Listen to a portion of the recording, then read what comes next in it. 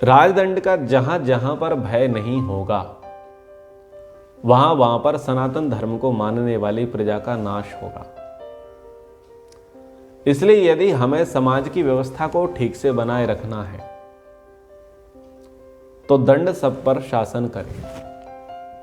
दंड ये ना देखे कि ये हिंदू है या मुसलमान है, दंड ये ना देखे कि ये कांग्रेस का है, बीजेपी का है, आम आदमी पार्टी का है, कम्युनिस्ट पार्टी का है। दंड सबके लिए समान होना चाहिए, न्याय सबके लिए समान होना चाहिए। जब समाज में ये न्याय, ये दंड, ये व्यवस्था सबके लिए समान होगी तो कोई किसी के घरों पर पत्थर नहीं फेंकेगा।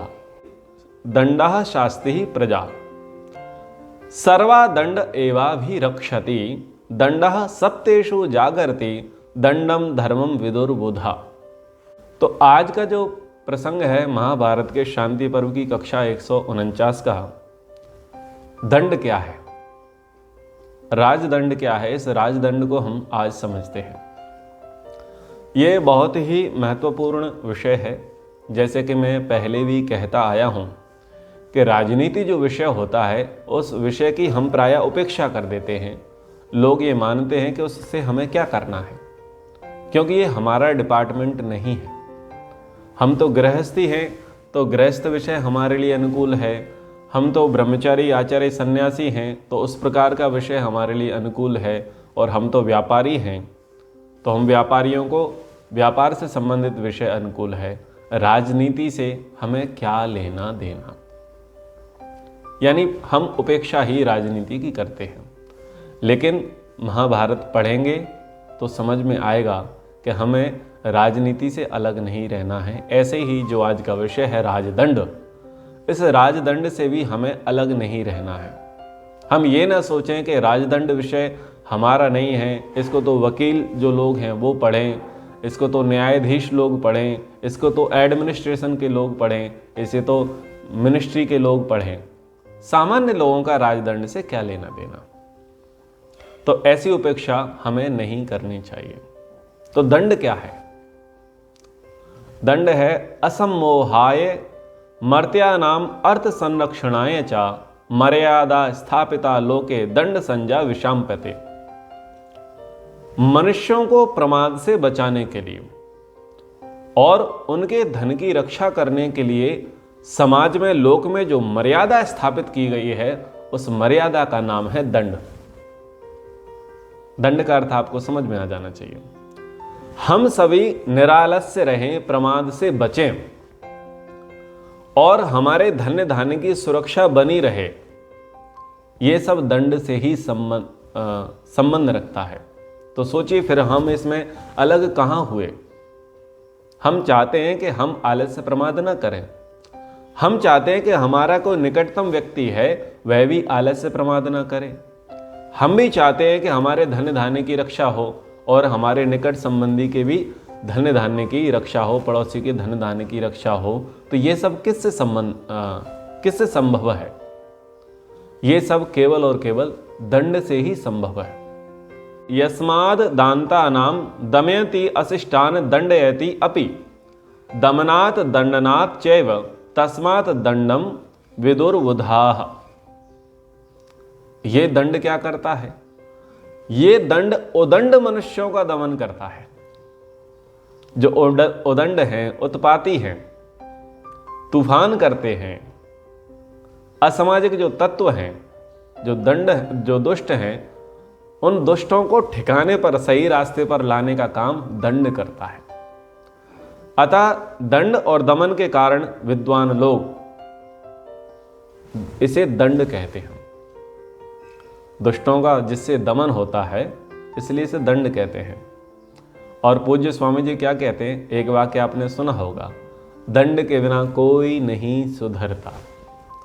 तो यदि हमें सुधार चाहिए, यदि हमें विकास चाहिए, यदि हमें उन्नति प्रगति करना है, यदि हमें सुरक्षित रहना है, तो दंड का आह्वान करना पड़ेगा, दंड को धारण करना पड़ेगा, दंड के महत्व को समझना पड़ेगा।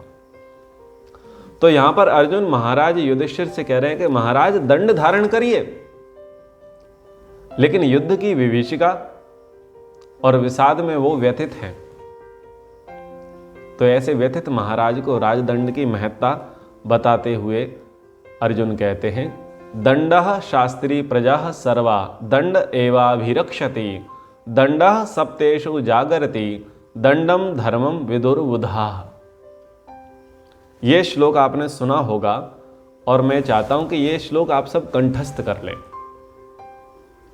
बहुत प्रसिद्ध श्लोक है, मनुस्मृति में भी ये ऐसे ही आता है, महाभारत में भी ये ऐसे ही आता है, और बहुत सारे जो नीति शास्त्र हैं और नीति शास्त्रों में भी ये श्लोक ऐसे ही आता है। अर्जुन बोलते हैं कि हे राजन, दंडः शास्त्री प्रजाः, दंड समस्त प्रजाओं पर शासन करता है। सर्वा दंड एवाभिरक्षति, और दंड ही सबकी सब ओर से रक्षा करता है। दंडः सप्तेषु जागरति, सबके सो जाने पर कौन जागता है? दंड जागता है। दंडम धर्मम विदुर्बुधा, विद्वानों ने दंड को राजा का धर्म माना गया है। अब सब प्रजाएं हैं, आप भी किसी न किसी पद पर तो हैं ही। आप व्यापार के क्षेत्र में हैं, परिवार के क्षेत्र में हैं, समाज के क्षेत्र में हैं, तो आप किसी न किसी का तो प्रतिनिधित्व कर ही रहे हैं ना। और आप जिसका प्रतिनिधित्व कर रहे हैं वहां आप पर कुछ अधिकार होंगे आपके अंतर्गत। उन अधिकारों का पालन करते हुए ही आप अपने से अधीनस्थ लोगों को नियम में चला पा रहे होंगे। वो नियम, वो मर्यादा है दंड। आप यदि परिवार में बड़े हैं, परिवार का भरण पोषण करने वाले आप हैं, तो आपके नियम, आपकी मर्यादा का परिवारस्थ जन पालन करते होंगे। यदि वो पालन कर रहे हैं तो उन्हें आपके द्वारा बनाए गए नियम विधान का भय है, यानी उनको दंड का भय है।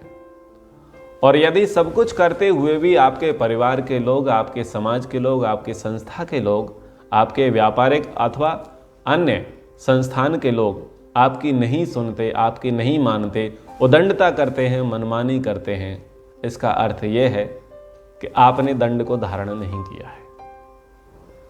तो सुव्यवस्थित सबको चलाने के लिए, मर्यादा में रखने के लिए दंड की आवश्यकता पड़ती है। और दंड से क्या होता है? सबकी रक्षा होती है, सबको प्रोटेक्शन मिलता है दंड के कारण। सबके सो जाने पर दंड जागता है। अब दंड यहां पर कोई व्यक्ति नहीं है। हम क्यों सोते हैं? हम निश्चिंत होकर के क्यों सो पाते हैं? क्योंकि दंड जाग रहा होता है। किसी न किसी का दंड, किसी न किसी का भय होता है, इस कारण हम शांति से सोते हैं। और यदि वो दंड, यदि वो भय ना जागे तो हम नहीं सो सकते। आप और हम यात्राएं करते हैं, क्या यात्राओं में आप वैसे सो पाते हैं जैसे आप अपने घरों में, संस्थानों में, स्थानों पर सो पाते हैं? क्यों नहीं सो पाते? क्योंकि आपको वहां पता है कि वहां दंड काम करेगा या नहीं करेगा, कोई पता नहीं। कोई भी व्यक्ति आकर के आपकी वस्तु की चोरी कर सकता है, आपकी हानि कर सकता है। इसको ध्यान में रखते हुए आप सो नहीं पाते, आप जागते हुए सोते हैं। ट्रेन में यात्रा करेंगे तो बार बार अपने जूते चप्पल देखेंगे, अपना बैग देखेंगे, अपनी पानी की बोतल देखेंगे, अपना मोबाइल, अपना पर्स को चेक करेंगे भाई वो है या नहीं। क्यों? आपको भय है कोई इसे चुरा ना ले।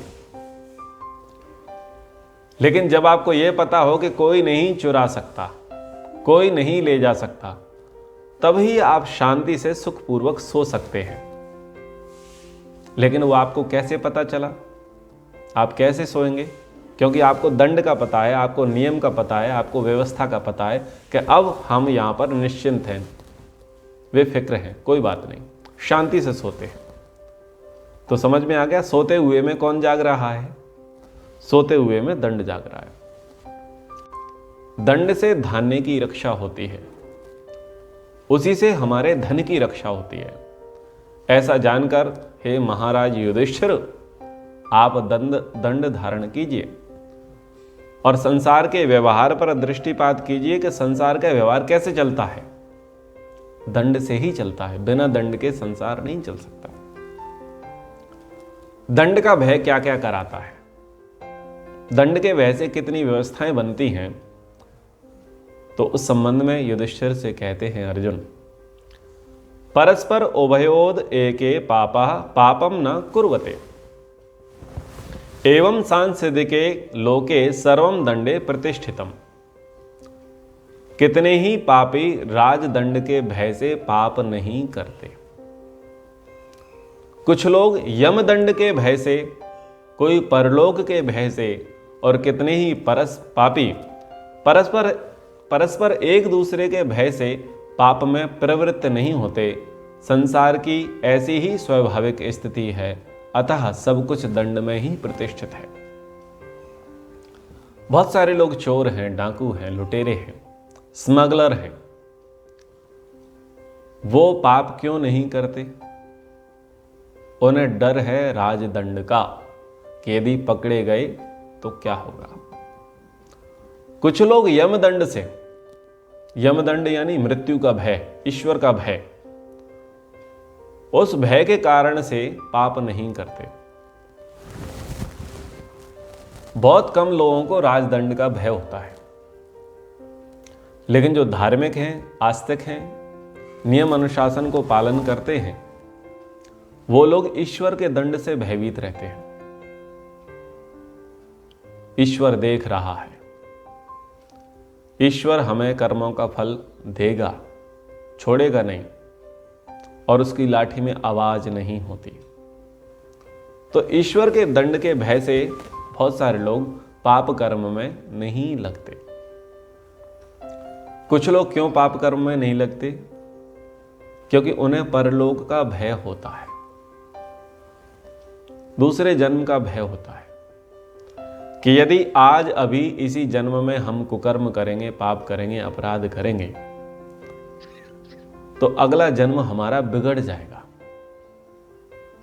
आगे की यात्रा हमारी प्रभावित हो जाएगी। इसलिए हमें क्या करना है? हमें नियम में रहना है, हमें मर्यादा में रहना है। और कई सारे लोग जो कई पापी हैं, वो एक दूसरे के भय से पाप में प्रवृत्त नहीं होते। जैसे एक पार्टी के हैं और दूसरी पार्टी के, दोनों ही पार्टी के लोग पापी हैं, बलवान हैं, तो एक दूसरे पर आक्रमण वो क्यों नहीं कर रहे? एक दूसरे को क्षति क्यों नहीं पहुंचा रहे? क्योंकि उन्हें पता है कि यदि हम कुछ करेंगे तो हमें भी उसके अगेंस्ट बहुत सारा झेलना पड़ जाएगा। यदि हम, जैसे गैंग वॉर होती है ना, गैंग वॉर क्यों होती है? गैंग वॉर इसीलिए होती है जब उनको परस्पर एक दूसरे का भय नहीं होता, तब जाकर के गैंग वॉर होती है। लेकिन गैंग वॉर कब तक नहीं होती? जब तक उनको एक दूसरे का भय रहता है। आप रहते हैं, आपके भी तो कोई ना कोई पड़ोसी होंगे। आप बलवान हैं तो पड़ोसी भी तो आपका बलवान ही है। तो छोटी छोटी बातों को आप शांत करने का प्रयास करते हैं। क्यों करते हैं? आपको पता है कि यदि छोटी छोटी बात को तूल दिया गया और हम कुछ क्रिया करेंगे तो क्रिया की प्रतिक्रिया भी निश्चित होगी। तो उस प्रतिक्रिया को ध्यान में रखते हुए आप क्रिया नहीं करते। ठीक बात है ना? हम उस क्रिया को करने से रुक जाते हैं, प्रतिक्रिया को ध्यान में रखते हुए। तो यही वो यहां पर कह रहे हैं, दंडस्यैव भयाद एके न निघ्नन्ति परस्परम अंधे तमसी मज्जेद यदि दंडो न पालयते। बहुत से लोग दंड के भय से ही एक दूसरे का वध नहीं करते। यदि दंड रक्षा ना करे तो सब लोग अंधकार में डूब जाए। हम क्या देखते हैं? हम छोटी छोटी बात पर किसी का गला नहीं काटते, छोटी छोटी बात पर किसी की हत्या नहीं करते, या बड़े बड़े अपराधों पर भी इस प्रकार का विचार नहीं करते कि हम किसी की हत्या कर देंगे। क्योंकि हमें ये पता होता है कि यदि आज द्वेष में आकर के, क्रोध के आवेश के वशीभूत होकर के हम आज इसको मार देंगे, किसी को मार देंगे, तो क्या कानून हमें छोड़ देगा?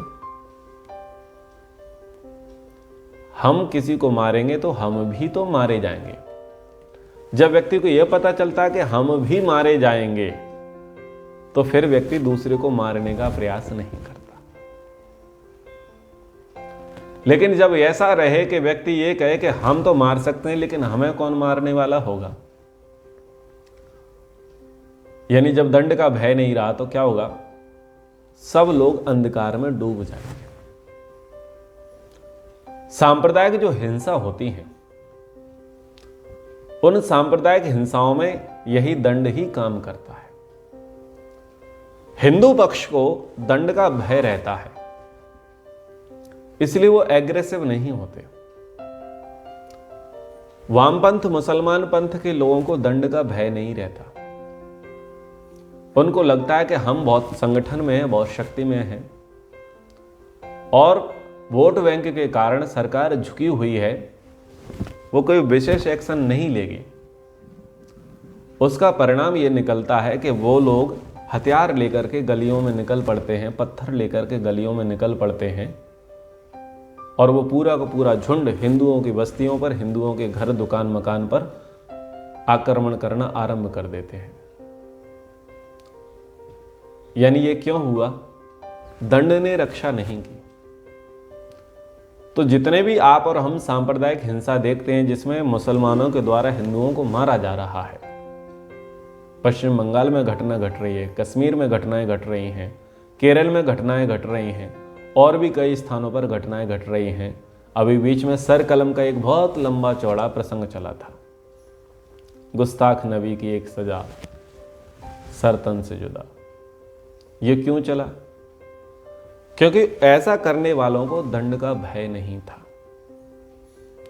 और यदि सरकार, राजतंत्र इस पर दृढ़ संकल्पित हो कि कहीं पर भी किसी भी अवस्था में कोई व्यक्ति दूसरे को हानि ना पहुंचाए, तो ऐसी हिम्मत कोई नहीं कर सकता। पर राजदंड का भय नहीं है, इसलिए यहां पर सब कुछ अंधकार में डूब रहा है, डूबता जा रहा है। 1990 में जितना भयंकर नरसंहार कश्मीर के अंदर हुआ और कश्मीरी पंडितों का पलायन हुआ, उसका कारण यही था कि आक्रांतकारी, आक्रमणकारी मुसलमानों को राजदंड का भय नहीं था। और मैं इस कक्षा के माध्यम से आपको यह बताना चाहूंगा, जितने भी लोग सुनेंगे भविष्य में, राजदंड का जहां जहां पर भय नहीं होगा, वहां वहां पर सनातन धर्म को मानने वाली प्रजा का नाश होगा। इसलिए यदि हमें समाज की व्यवस्था को ठीक से बनाए रखना है, तो दंड सब पर शासन करे। दंड ये ना देखे कि ये हिंदू है या मुसलमान है, दंड ये ना देखे कि ये कांग्रेस का है, बीजेपी का है, आम आदमी पार्टी का है, कम्युनिस्ट पार्टी का है। दंड सबके लिए समान होना चाहिए, न्याय सबके लिए समान होना चाहिए। जब समाज में ये न्याय, ये दंड, ये व्यवस्था सबके लिए समान होगी, तो कोई किसी के घरों पर पत्थर नहीं फेंकेगा, कोई थोड़े प्रतिकूल चलने पर किसी का गला नहीं काटेगा।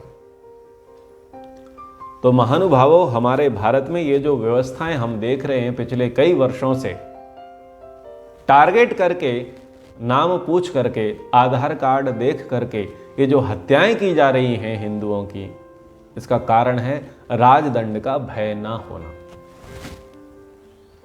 तो राजदंड को प्रभावी होना चाहिए, क्रियाशील होना चाहिए।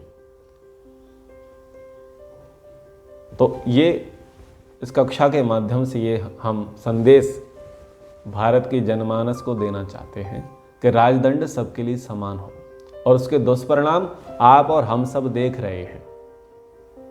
नियम सबके लिए समान हो, न्याय सबके लिए समान हो। तो यहां पर यही कह रहे हैं कि यदि दंड रक्षा ना करे तो सारा संसार अंधकार में डूब जाएगा। और अंधकार में क्या क्या डूबा है उसके छोटे से उदाहरण मैंने आपको समसामयिक घटनाओं को लेकर के यहां पर मैंने आपसे कहे। आगे युधिष्ठिर से अर्जुन कहते हैं ब्रह्मचारी गृहस्थश्च वानप्रस्थश्च भिक्षुकाः दंडे सेव भयाद एते मनुष्य वर्तमनि स्थिता। ब्रह्मचारी, गृहस्थ, वानप्रस्थ और सन्यासी ये सभी मनुष्य दंड के भय से ही अपने अपने मार्ग में यानी अपने अपने आश्रम धर्म का पालन करने में स्थिर है। क्या आज ब्रह्मचारी, गृहस्थ, वानप्रस्थ और सन्यासी अपने अपने धर्म का निर्वाह कर रहे हैं? नहीं कर रहे। क्यों नहीं कर रहे?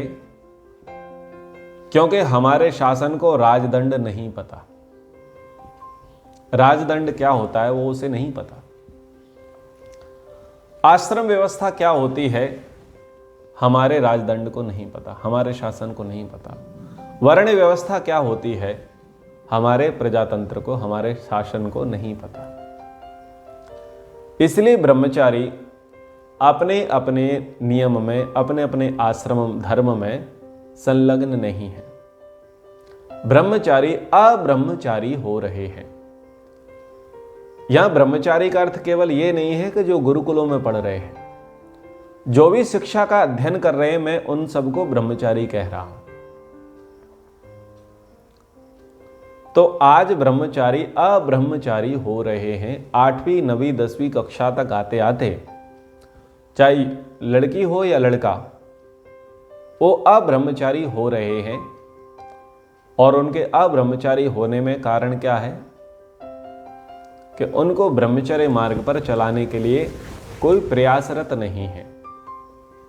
और ब्रह्मचर्य कैसे खंडित किया जाए इसके बहुत सारे उपाय सबके द्वारा बताए जा रहे हैं।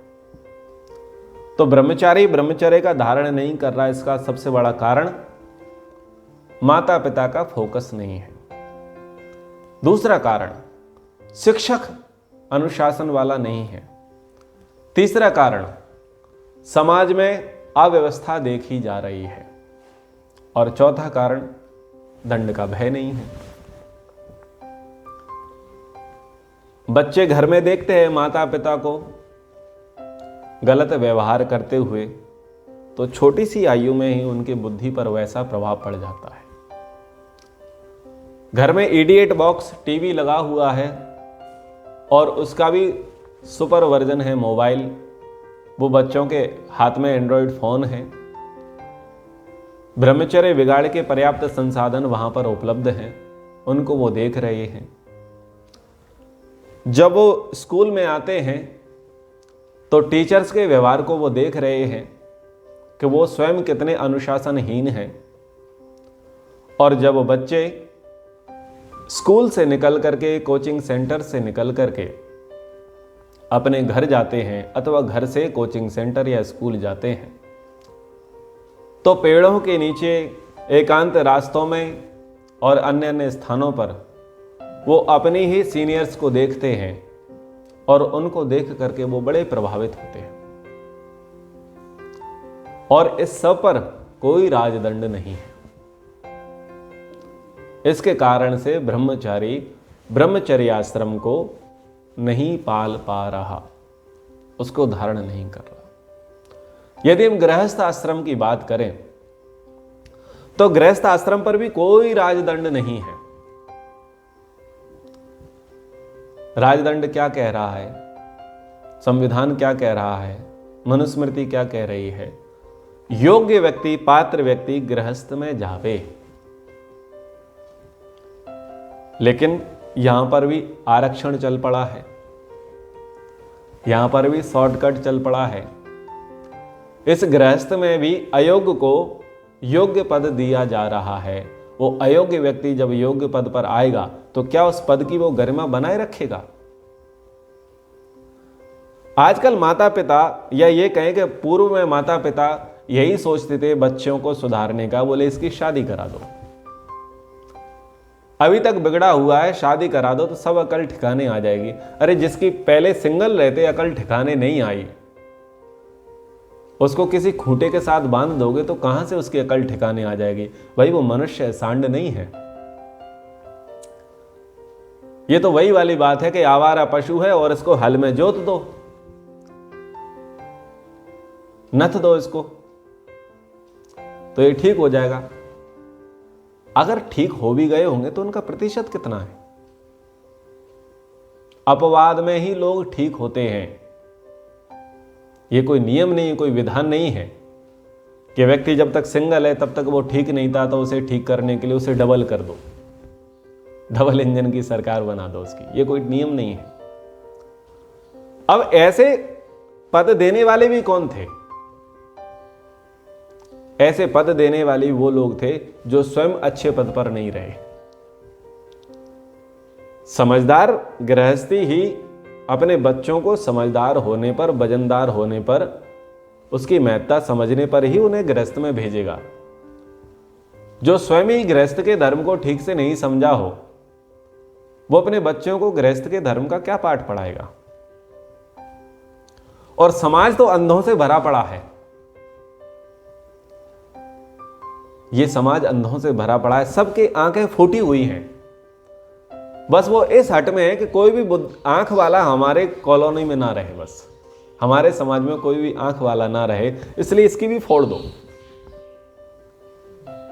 आज विवाह को लेकर के इतना प्रेशराइज किया जाता है युवक युवतियों को, उसे अनेक अनेक प्रकार से उन्हें कमेंट किए जाते हैं, उन्हें टॉन्ट मारे जाते हैं। बोले तुम सुखी क्यों हो?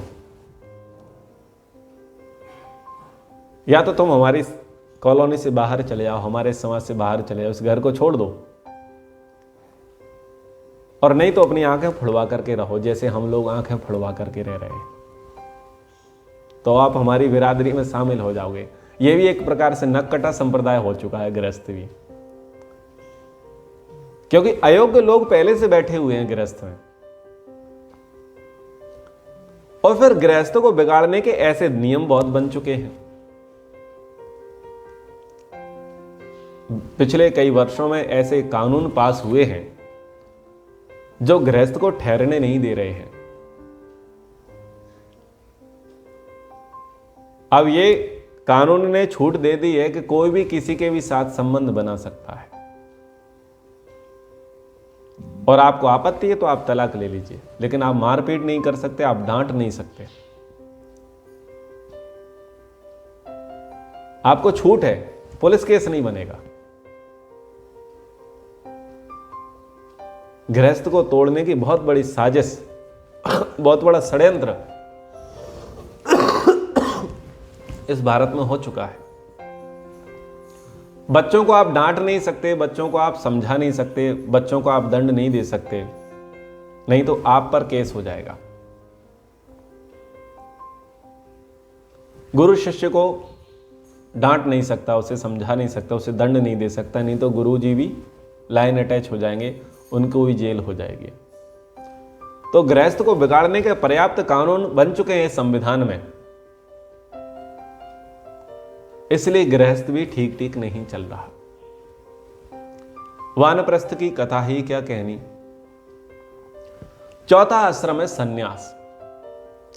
इसमें सबसे अधिक घुसपैठिए आ गए हैं। लाल कपड़े पहन करके, ठेठ के, पेट के, लपेट के, चपेट के, न जाने कितने लोग आ गए हैं, और क्या कह रहे हैं कि हम साधु हैं, बाबा हैं, संत हैं, विरक्त हैं। अयोग्यों की भर्ती हो चुकी है। उनकी कोई क्वालिफिकेशन नहीं है, कोई योग्यता नहीं है, कोई बैकग्राउंड नहीं है धर्म के क्षेत्र का, लेकिन लाल कपड़े पहन करके बैठे हैं। ना ही यहां पर धर्म सभा का कोई दंड है, न ही राजसभा का कोई दंड है। गोवर्धन की परिक्रमा में जितने लोग लाल कपड़े पहन करके बैठे हैं, उसमें से अधिकतर लोग हिंदू हैं ही नहीं,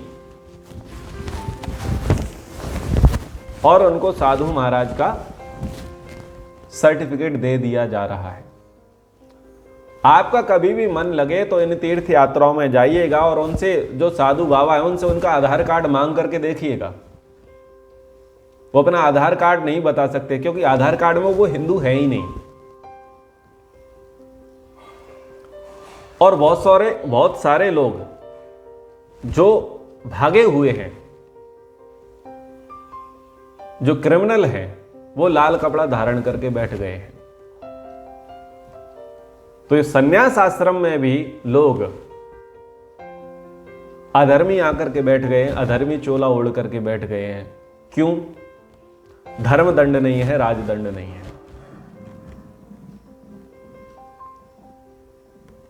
ना ही कोई ऐसी हमारे यहां धर्म सभा है जो ये निर्धारित करे कि ये सन्यासी है।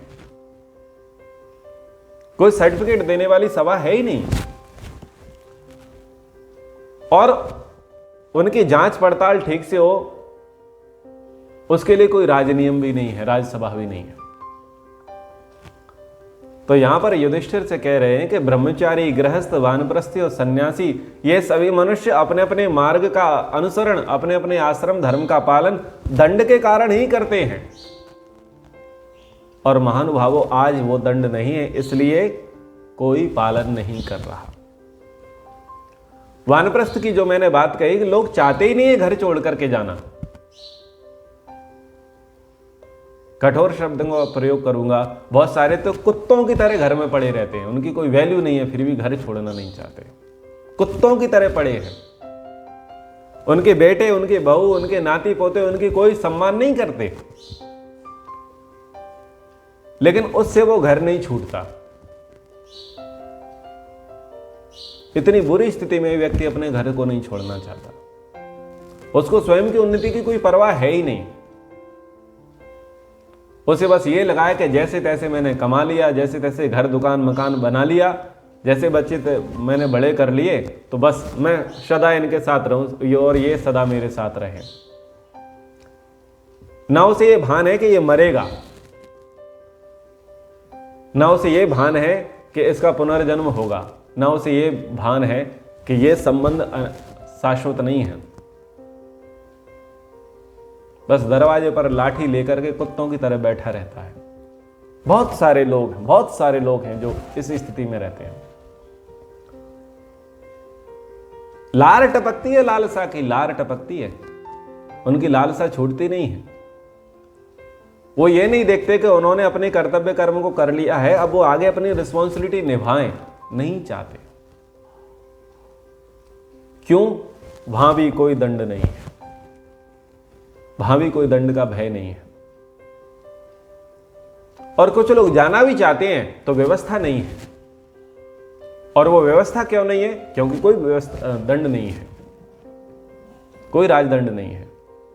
राजदंड ही क्या करेगा? वानप्रस्थ के आश्रम बनवाएगा ना, राजदंड ही सन्यास के आश्रम बनवाएगा, राजदंड ही ब्रह्मचर्य के आश्रम बनवाएगा, राजदंड ही गृहस्थ के आश्रम बनवाएगा।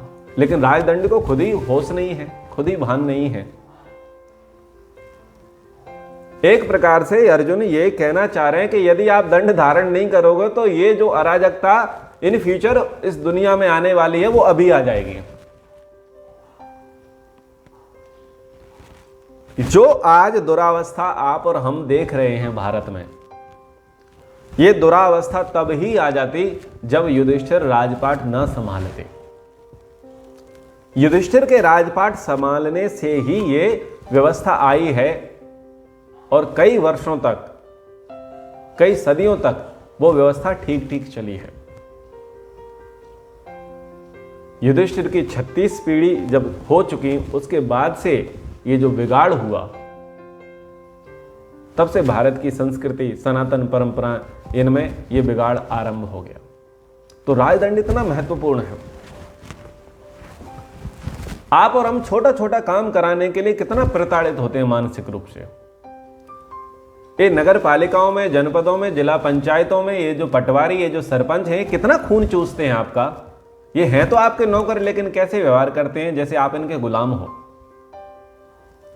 छोटे छोटे कागज पर साइन कराने के लिए, छोटे छोटे आपको काम कराने के लिए कितनी इनके आगे गिड़गिड़ाना पड़ता है, कितनी इनकी मिन्नतें करनी पड़ती हैं, कितनी बार ये चक्कर लगवाते हैं और कितना ये घूस खाते हैं, सोच के देखिए।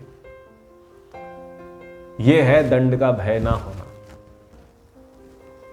और फिर कोई व्यक्ति पीड़ित होकर के इनका गला काट दे वहीं पर, जनपद पंचायत में, जिला पंचायत में, नगर पालिका में, पंचायत भवन में कोई इनका गला काट दे, तो फिर सारा तंत्र खड़ा हो जाएगा, ये गलत किया, ये गलत किया।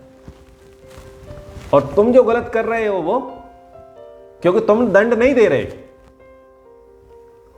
तुम नियम में अपने कर्मचारियों को, अपने पदाधिकारियों को नहीं चला रहे। व्यक्ति पीड़ित हुआ और उसने दंड दे दिया, तो क्या बोलते हैं, आपने कानून को हाथ में ले लिया।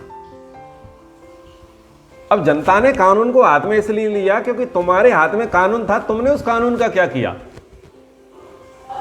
अब जनता कानून हाथ में ले ले तो आप उसे जेल दे रहे हो। तो जनता को कानून हाथ में ना लेना पड़े, लॉ एंड ऑर्डर की स्थिति ना आए, तो कानून को, कानून का पालन करना चाहिए, क्योंकि आप इस कार्य के लिए नियुक्त हैं, आपको ऐसे अधिकार दिए गए हैं, तो आपको इसका व्यवहार करना चाहिए, आपको इसका पालन करना चाहिए। युधिष्ठिर से कह रहे हैं कि दंड हिंसा नहीं है, दंड तो व्यवस्था है। नाघ्नता कीर्ति ही अस्ति ही ना वित्तम ना पुनः प्रजा इंद्रो वृत्त वधे नैव महेंद्रे समपद्यत। हे राजन, जो युद्ध में दूसरों का वध नहीं करता उसे संसार में यश नहीं मिलता, न धन प्राप्त होता है, ना ही उसे प्रजा मिलती है। इंद्र ने वृत्तासुर का वध करके ही महेंद्र पद की पदवी को प्राप्त किया था। इसलिए आप युद्ध करिए, युद्ध के परिणाम से आप दुखी मत होइए। युद्ध करना राजा का धर्म है, और यदि इसे आप हिंसा समझते हैं और हिंसा से व्यथित होकर के आप राजदंड धारण नहीं करना चाहते, तो भाई मेरी बात तो सुनो। ना ही पश्यामि जीवंतम लोके कंचिद हंसयाः सत्वा सत्वा ही जीवंती दुर्बलैर बलवत्तरा।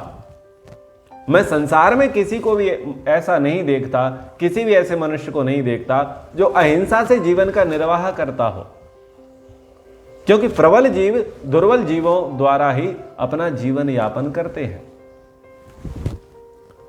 नेवला चूहे को खा जाता है, नेवले को विलाव खा जाता है, विलाव को कुत्ता खा जाता है, और कुत्ते को कौन खा जाता है, चीता। प्रबल जीव दुर्बल जीव को ग्रसित करता है, तभी वो सरवाइव कर पाता है, जी पाता है।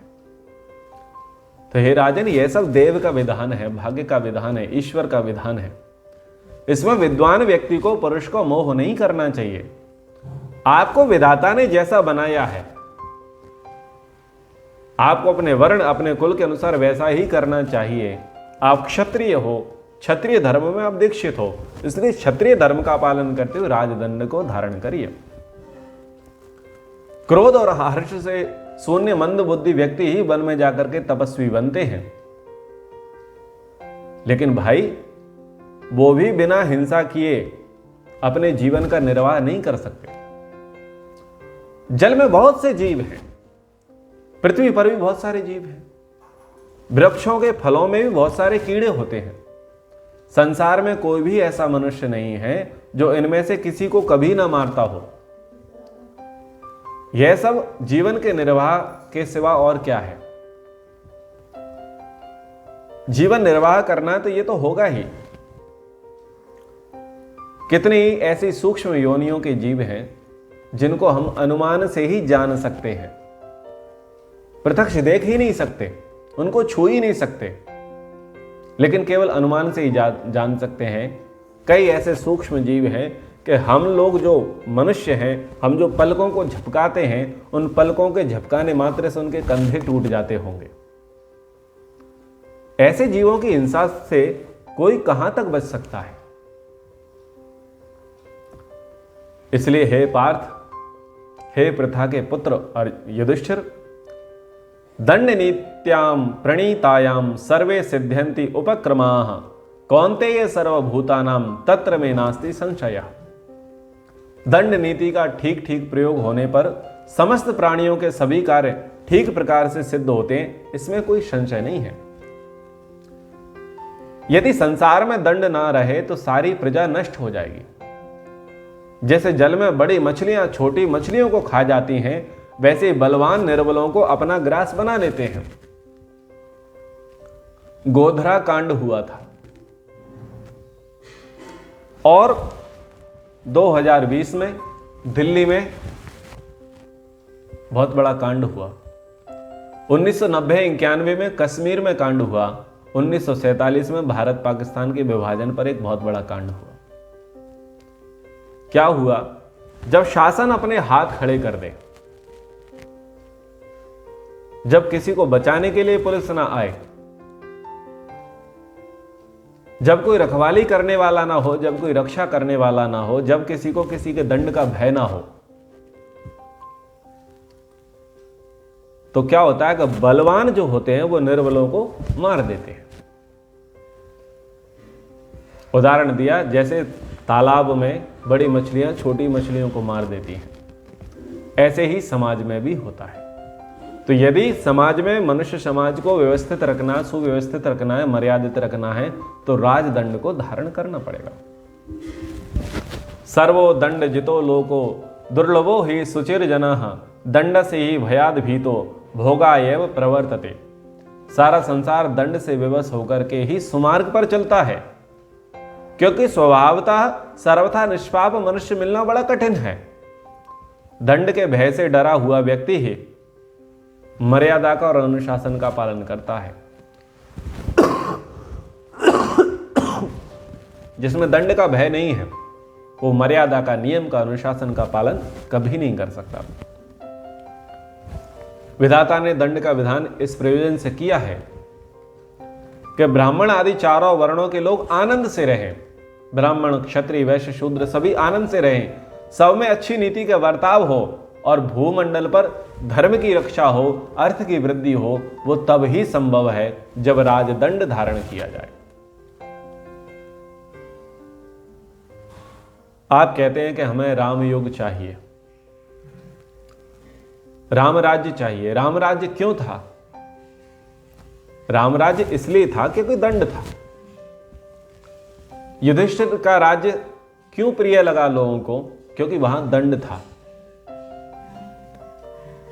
यूपी में योगी का राज क्यों अच्छा लग रहा है? यूपी में योगी का राज इसलिए अच्छा लग रहा है क्योंकि वहां योगी के हाथ में दंड है। और राजस्थान में क्यों नहीं है? क्योंकि कमलनाथ के हाथ में दंड नहीं है, पक्षपात की लाठी है। बंगाल में क्यों व्यवस्था ठीक नहीं है? क्योंकि ममता बनर्जी के हाथ में दंड नहीं है, पक्षपात वाला दंड है। समझ में आ रहा है?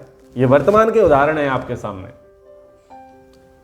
क्योंकि शासन तो देखो, रावण का भी था, शासन राम का भी था, शासन कृष्ण का भी था, शासन कंस का भी था, शासन युधिष्ठिर का भी था और शासन दुर्योधन का भी था। लेकिन जो राजा पक्षपात पूर्ण व्यवहार करता है, वहां पर समाज में अराजकता व्याप्त होती है। जो राजा पक्षपात नहीं करता, सबके साथ न्याय का बर्ताव करता है, वहां पर कृष्ण योग होता है, वहां पर युधिष्ठिर योग होता है, वहां पर राम योग होता है, वहां पर योगी का योग होता है।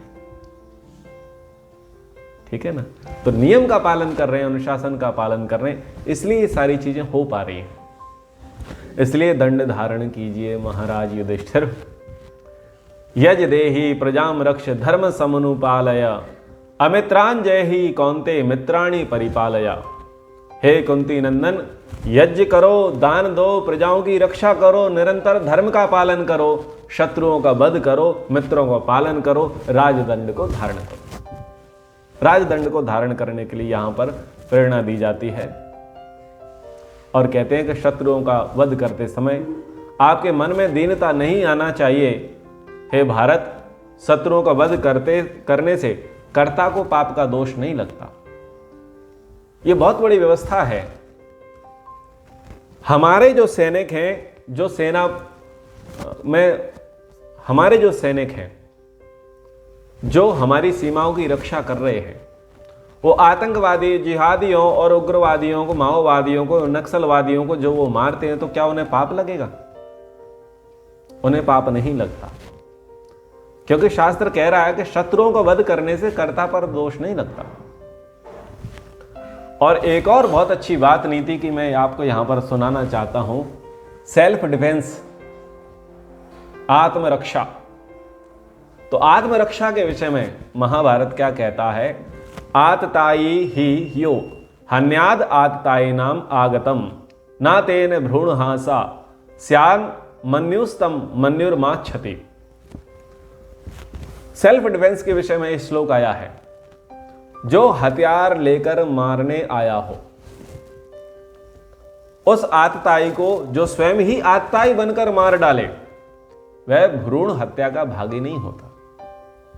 सेल्फ डिफेंस देखो महाभारत में दिया हुआ है कि यदि कोई आतताई व्यक्ति है, आपको मारने आ रहा है, आपको पता है कि आपको मारेगा, तो आप अपनी रक्षा में, आत्मरक्षा में स्वयं आतताई बनकर के आप उसे मार डालें तो आपको हत्या नहीं लगेगी, आपको पाप नहीं लगेगा। यह महाभारत का वचन आप सबके लिए काम का है। हेतु दिया क्यों? क्योंकि मारने के लिए आए हुए उस मनुष्य का क्रोध ही उसका वध करने वाला होता है, क्रोध ही उसका वध कर देता है। तो यहां सेल्फ डिफेंस की बात भी यहां पर आई है महाभारत में। आत्मरक्षा के लिए आप आतताई का वध कर सकते हैं, आपको पाप नहीं लगेगा। धर्म की रक्षा के लिए, राष्ट्र की रक्षा के लिए, परिवार की रक्षा के लिए, अपने धन धान्य की रक्षा करने के लिए आपको जो कदम उठाना पड़े वो कदम उठाइए, आपको पाप नहीं लगेगा। अहिंसा परमो धर्मा, धर्म हिंसा तथैव च। आपके घर पर चोर आए, डाकू आए, आप बोले अहिंसा परमो धर्मा, तो ये नीति नहीं है। उसका यथोचित सत्कार करिए, तलवार से, लठ से, बंदूक से, चप्पल से, जूतों से उसका स्वागत करिए, क्योंकि वो चोर है, वो आतताई है, वो लुटेरा है। अपने जान माल की, अपने धन धान्य के, अपनी संपत्ति की रक्षा करना आपका धर्म है। और ऐसे में यदि उसका वध हो जाता है, उसकी मृत्यु हो जाती, तो आपको पाप नहीं लगता। तो ये राजदंड विषय है, इस पर आज हमने पर्याप्त चर्चाएं की हैं, बहुत लंबे समय तक चर्चाएं की हैं। आशा करता हूं कि यह प्रसंग आपको समझ में आया होगा। ये आपके लिए बहुत महत्वपूर्ण है, भले ही आप दंडाधिकारी नहीं हैं, लेकिन हमको इस संबंध में जानना अत्यंत आवश्यक है। क्योंकि जब आप विषम परिस्थिति में आओगे तो ये धर्म का ज्ञान ही आपको मार्गदर्शन देगा। आपको वहां पूछने की आवश्यकता नहीं पड़ेगी कि मैं किसी आचार्य से पूछूं, किस पुस्तक का आश्रय लूं, किस वकील के पास जाकर के सलाह लूं, क्योंकि उतना आपके पास समय नहीं होगा जब आपको आत्मरक्षा करनी होगी। वहां आप किसका अनुमति लेने जाएंगे, किसका आदेश मानने जाएंगे? इसलिए इस राजदंड को हम सभी को समझना चाहिए। कक्षा को हम यहीं पर विराम करते हैं। ओम